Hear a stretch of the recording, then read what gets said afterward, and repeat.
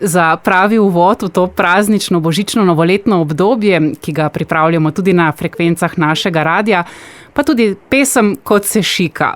Ja, danes se prav vse sestavlja na svoje mesto. V naši družbi namreč danes gostimo Rebeko Dremelj in Sebastjana z njuno zares božično skladbo Ko primeš me za roko.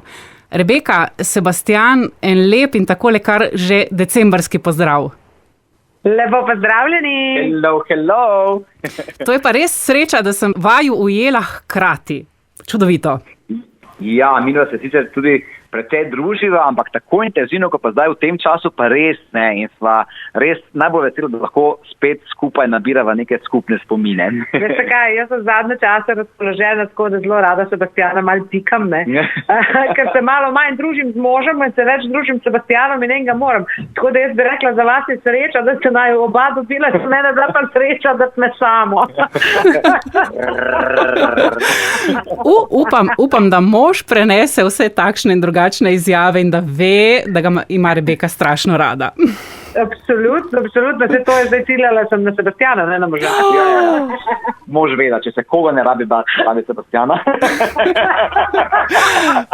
Povejta, zdaj, ko sta rekla, da se veliko družita, sneg je ravno kar, bom rekla, v preteklih dneh pobelil naše strehe, naše domove. Sta naredila skupaj kakšnega snežaka, sta se šla kepat? Ti iskreno povedano, pri vsem tem delu, ki ga imamo zdaj, še to res ni uspelo, ampak glede na to, da potujeva že čez 3 tedne v najbolj božično možno okolje, ki obstaja na tem planetu. Najbolj zasneženo okolje tudi. Tako bodo tam padali snežaki, angelčki, kepe, vse bo. Sem slišala, da bodo tam padali tudi božički in pisemca. Je to res? Res je, ja. Midva potujeva 16. decembra na Laponsko, tako da vabiva vse vaše poslušalce, ker sva tokrat uradna božičkova pomočnika, tako sva se poimenovala sama, in uradna dostavljalca pisem, da pisma ne rabijo pošiljati, da ne enostavno samo napišejo pismo in naj ga pošljajo nama, midva ga bova pa osebno dostavila. In sicer naslov za pošiljanje pisem je Božiček in njegovi škrati, poštni predal 1035, 2000 Maribor.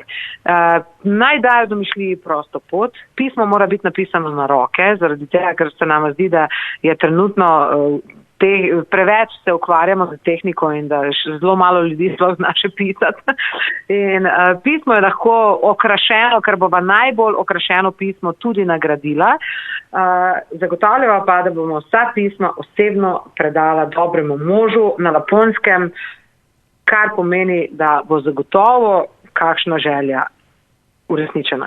In vse skupaj bova tako video, kot tudi foto arhivirala in snemala, vse objavljala na naših socialnih omrežjih, tako da bodo ljudje lahko potovali s svojimi pismimi, pa tudi z nama po Laponski, ob božičku, vse se bo dalo videti na socialnih omrežjih.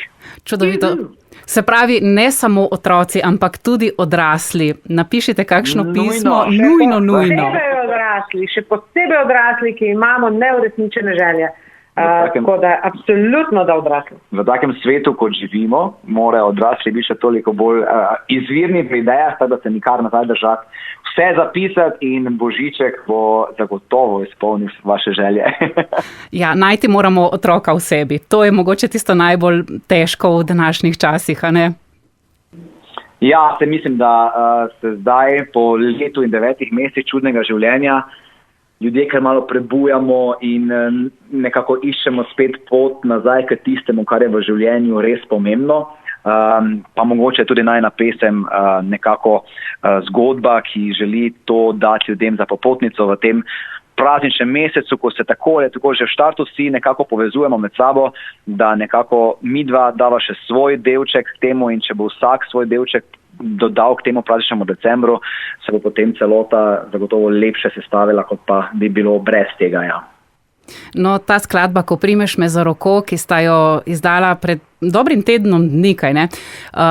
Ta pesem je resnično tisto prava, vesela, božična, optimistična in tako polna take neke notranje ljubezni in prijateljstva. V bistvu takšni bi morali biti skozi celo leto, pa ne samo za Božiča.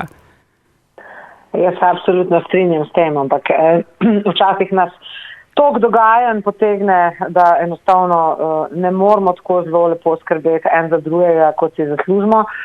Ampak jaz mislim, da če se tega zavedamo in če mogoče vsaj v tem decembrskem času, v prazničnem času malo vse skupaj kompenziramo, da nam je zagotovo pol oproščenega.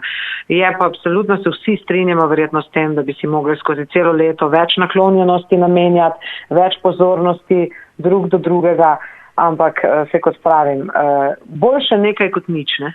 Ja, so pa ravno zaradi tega tudi pesem izdala nekoliko prej, kot je to običajno, ker se nam je zdelo, da če kdaj je pravi čas, da se začne z božičnimi pesemi in pozitivo, nekoliko prej kot običajno je to letos. In ljudje so se odzvali res v super vzdušju in zato so tudi recimo na YouTubeu, ko se je video spot objavil, sva zagnala nagradno igro, da bova med 5 tistimi, ki na YouTubeu pod video spot komentirajo to, kar je pač nagradna igra, naj ljudje pogledajo na YouTubeu, tudi podelila svoje nagrade, tako da midva sva zelo nekako naklonjena obdarovanjem, poskušava po čim več kanalih ljudem pričarati lepe trenutke, tako da se zelo veseliva vseh odzivov.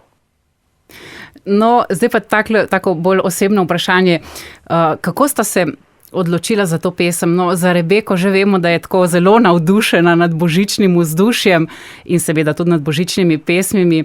Kaj pa ti, Sebastian, te je bilo težko prepričati v takšen komad, ki je tako božičkast?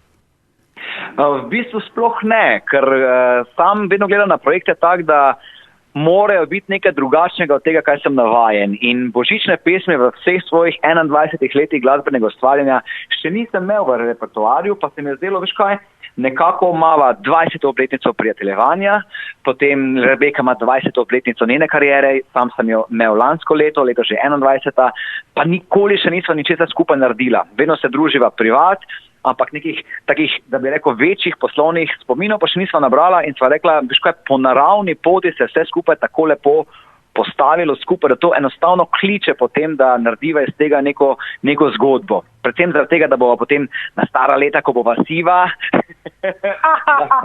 lahko obujala spomine na to dogajanje, ker zdaj pa se res druživa bolj kot ne praktično skoraj vsak dan in je nekaj res lepi spomini nastajajo. Pa nekako to meni tudi največ pomeni, da sva zdaj še malo več skupaj kot običajno. In ja, tada me ni bilo težko prepričati, ni bilo niti kaj za prepričevati, ker sva nekako bila kar skupaj takoj v istem scenariju. Takole sta okronala pravzaprav vajino 20-letno prijateljstvo.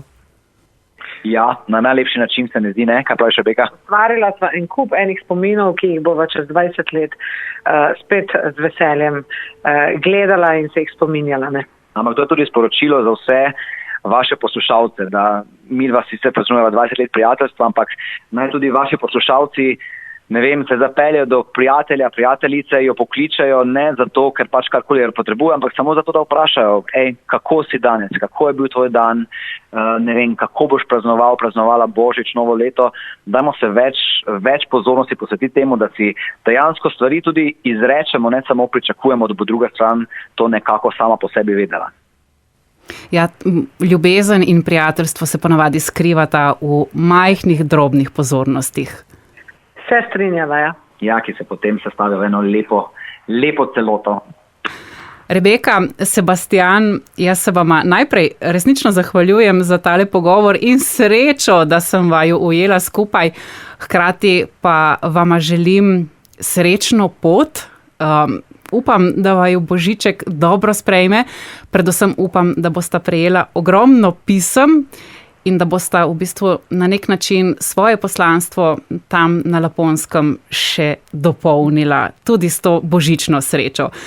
Hvala tudi vam za vse in pa seveda še enkrat poziv vsem vašim poslušalcem, da z veseljem pišejo pismo Božičku in letos je osebna dostava zagotovljena. Tako VIP veze in poznanstva se reče temu. Imamo. Korupcija. No, mislim, da je čas, da si zdajle zavrtimo že, ko primeš me za roko. in vama želimo preprosto srečno. Enako. Hvala lepa, živijo, srečno. Čau, čau.